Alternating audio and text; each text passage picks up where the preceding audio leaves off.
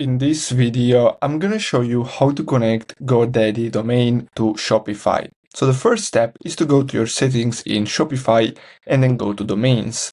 Now we're gonna have to click on connect existing, and then here we just have to enter our domain. So here we just have to copy and paste this from Godaddy, then click on next.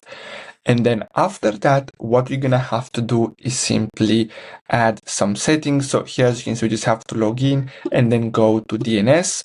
So we just have to click on domain DNS, and then from here we have the record. So we just have to add these records right here. So we just have to copy this. So we just have to go and click on add a new record, choose A. Then we just have to choose here. So the name should be like this. Then we have the value. So this is empty, and we just have to update it to this one.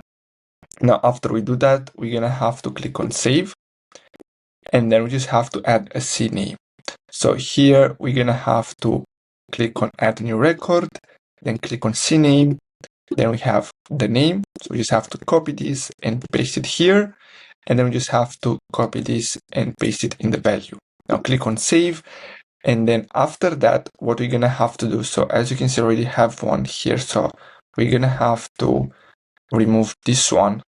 So we just have to remove this one right here, and then we're gonna have to update it. So let's click on cancel. So we're gonna have to basically delete this one, and then we're gonna have to add the new one. So we just have to go again, copy and paste everything that we just have here, and then simply click on save, and then that's all we have to do.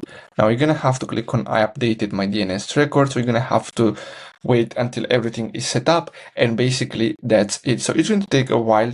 Sometimes it's faster and sometimes it can take up to 24 hours, but overall that's all we have to do. So the most important thing is those values that we need to add them into the DNS record in Godaddy. So I really hope you found this video helpful. Don't forget to like and subscribe. Thanks for watching.